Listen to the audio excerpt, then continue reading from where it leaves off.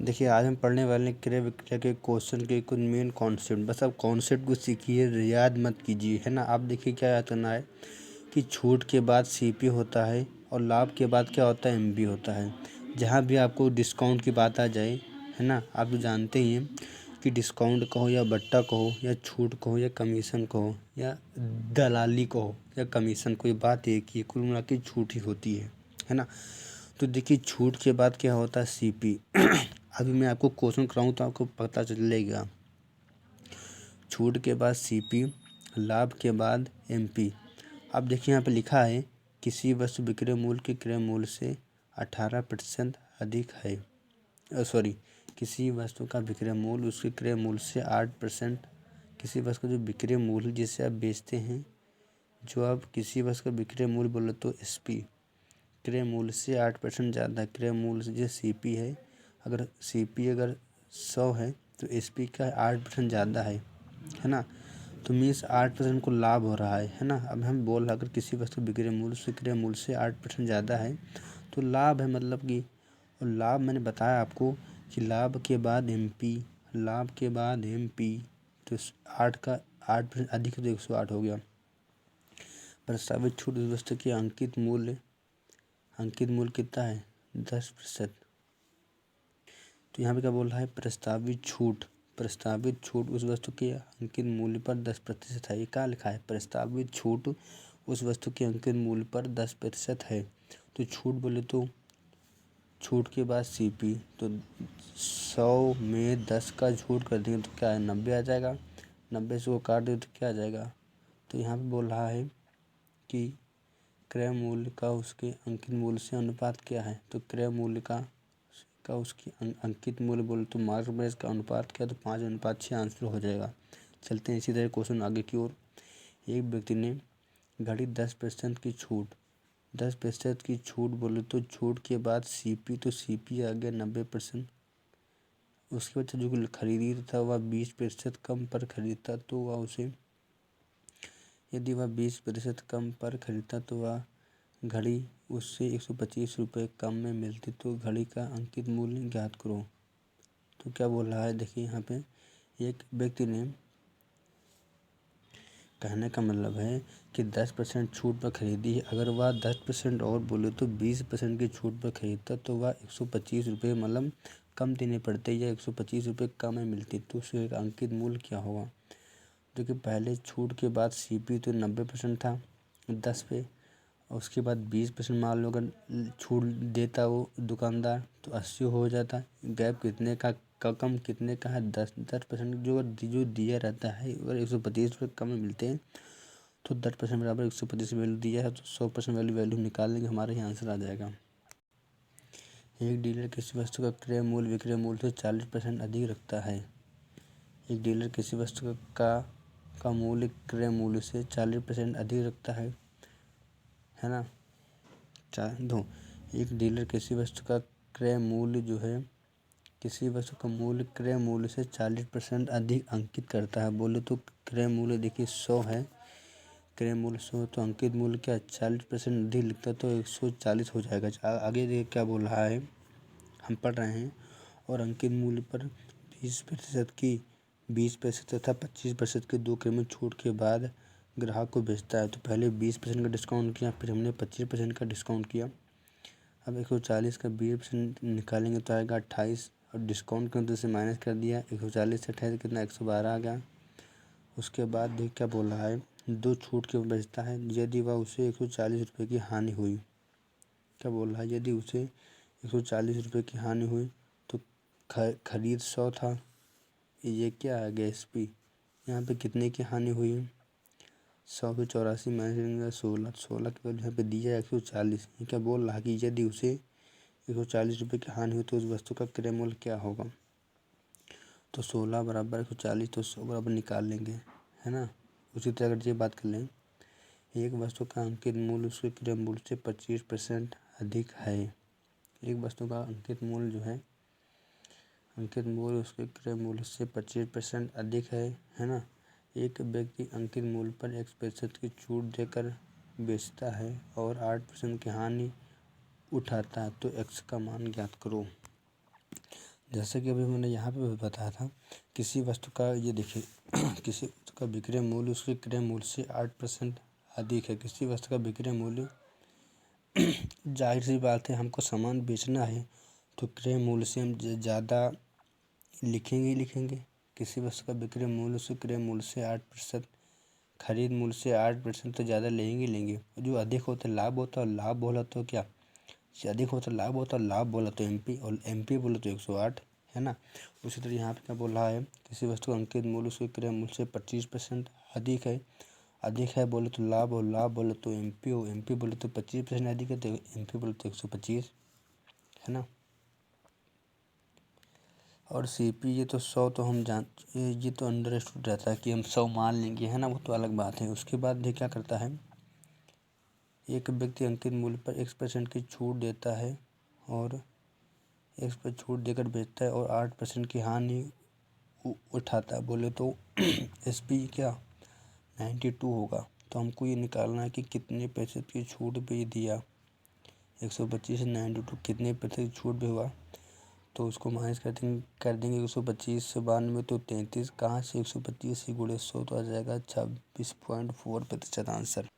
देखिए जैसे इसमें क्वेश्चन में दिया हुआ है, देखिए क्वेश्चन में कुछ भी कहे, कुल मिला के मेन बस बात यहाँ पे होता है जो आखिरी में दिया होता है कि इतने रुपए कम है, इतने रुपए ज़्यादा है, या अगर बराबर हो या मिश्रधन हो, है ना। मेन तो हम इसके अकॉर्डिंग जो लिखा रहता है, हम इसके ही अकॉर्डिंग हम ऊपर दिए गए बातों को सेट करते हैं। अब जैसे यहाँ पे बोला है कि यदि वह वस्तु को बेचने पर 3080 रुपये का लाभ प्राप्त करता है तो वस्तु का विक्रय मूल्य ज्ञात करो। तो देखिए प्रतिशत मान बराबर संख्यात्मक मान, ये जब इतना लाभ हो रहा है, ये तो संख्यात्मक मान, तो प्रतिशत के हमको मान पता चल जाए कि कितने परसेंट लाभ हो रहा है, तो इसका बराबर करेंगे हमारा आंसर आ जाएगा। हम बोला किसी वस्तु के अंकित मूल्य पर 28% की छूट देता है तो छूट के बाद सीपी बोले तो 100 में से 28 जाएगा 72, 100 में से 28 जाएगा 72 और ये सीपी 100 तो अंडरस्टूड रहता है, और 20% भी 28%, तो क्वेश्चन क्या बोल रहा है, वस्तु के अंकित मूल्य पर 28% की छूट देने के बाद भी 20% का लाभ कमाता है। 28% की छूट देने के बाद भी 20% का लाभ पाता है। यदि वह 20% लाभ पाता है तो बोले तो एमपी 20% लाभ बोले तो 120। और बस हमको और फालतू मतलब कुछ नहीं, हमको क्या निकालना है, हमको जो दिया वैल्यू वो वैल्यू रख देंगे। यहाँ पे कितना लाभ हो रहा है 20% की वैल्यू, ये जो वैल्यू दी ये सब क्या होती है, ये सब प्रतिशत की मान होती है। मीन्स इनके सब प्रतिशत लगा रहता है, ये आप मानिए बात को। तो 20% की वैल्यू कितना 20% का मतलब 3080 बोलो तो प्रतिशत मान बराबर संख्यात्मक मान। हमको क्या निकालना है कि वस्तु का विक्रय मूल्य क्या होगा, है ना। तो हमको निकालना तो वस्तु का विक्रय मूल्य क्या होगा, तो हमने मान लिया कि 120 ये माना क्योंकि मार्क प्राइस है ना, तो 120 निकाल लिया, हमारा ये आंसर आ गया 1840। अब जैसे ये लिखा हुआ है, एक वस्तु का अंकित मूल्य 840 रुपये है। अब आप समझ लीजिए कि अंकित मूल्य अगर 840 रुपये है तो इसका प्रतिशत मान भी कुछ ना कुछ उनको निकालना है, वो उसके बराबर कर देंगे, और जिसका पूछ रहा है उसका करके गुणे में ये देखो हम ये 100 कर देंगे। आई होप कि आप तो समझ गए होंगे। क्या बोल रहा है 15% की छूट के बाद सीपी बोलो तो 85, 15% छूट देते हुए भी 19% का लाभ प्राप्त करता है तो एमपी हो जाएगा 19% का लाभ बोलो तो 119। और जो भी कहता है 100 में कर देंगे, 100 में छूट कहता है तो माइनस कर देंगे, हानि कहता है तो माइनस कर देंगे, लाभ कहता है तो 100 में जोड़ देंगे, आपको इतना पता है। 19% का लाभ होता है तो 100 से 119 हो गया। अब हमको कैंसिल कर देंगे क्योंकि अनुपात वैल्यू एक दूसरे को काटती, जहाँ तक कटे उतना काट दो, ज़्यादा अच्छी बात है। अब ये देखो मार्केट प्राइस कितना आ गया 7 आ गया, और यहाँ पे कितना दिया है मार्केट प्राइस 840, तो 7 बराबर 840। हमको क्या निकालना है, बस को क्रय मूल्य बोले तो सीपी बोले तो 5, तो 5 और हम हल करेंगे 600 आंसर हमारा आ जाएगा। हम जैसे लिखा हुआ है 8,000 रुपये पर 35% की छूट, 8,000 रुपये पर 35% की छूट और समान राशि पर 20% तथा 15% की दो क्रमिक छूटों के बीच अंतर कितना होगा, है ना। तो 35% की छूट तो आपको यहाँ पे लिखनी चाहिए 65, लेकिन यहाँ पे 65 नहीं लिखेंगे, हम 35 ही लिखेंगे क्योंकि सब में देखो छूट ही छूट दिया गया, तो इसलिए छूट ही करो तो आसान हो जाएगा। मतलब कि 8,000 रुपये की 35% की छूट और तो समान राशि की 20 व 15 की दो कृमि छूटों के बीच अंतर कितना होगा। मीन्स इनके और इनके बीच के जो इसके बीच में हमको अंतर निकालना है। तो हमने इसलिए इसको 35 लिख दिया। अब माना 100 से 20% का डिस्काउंट दिया, फिर दिया 15% का, तो टोटल कितना आ गया 20 12 32 आ गया 35। तो 3% की वैल्यू क्या है, 3% का अंतर आया 8,000 रुपये। तो 8,000 का 3 निकाल लेंगे, प्रतिशत हटाएंगे तो बटे में 100 लगाएंगे, 0 0 कैंसिल हो जाएगा 2, तो 8 14 40 हमारा आंसर आ गया। देखिए हमको CP का वैल्यू 720 दिया है और MP का 900 दिया है। जब इसे X% की छूट दी जाती है तो इतने 5x/3% का लाभ होता है। तो हमको X का मान निकालना है। देखिए माना कि क्रय मूल्य 100 था, X% की छूट दिया तो 100 - X से 100 से कुछ कमी का छूट देंगे ना। छूट तो 100 पे होता है, 100 पे कम करेंगे तो 100 - X। और हम जानते हैं कि छूट बस क्या होता है, छूट बटे मार्केट प्राइस गुणे 100। तो 100 - X गुणे 100।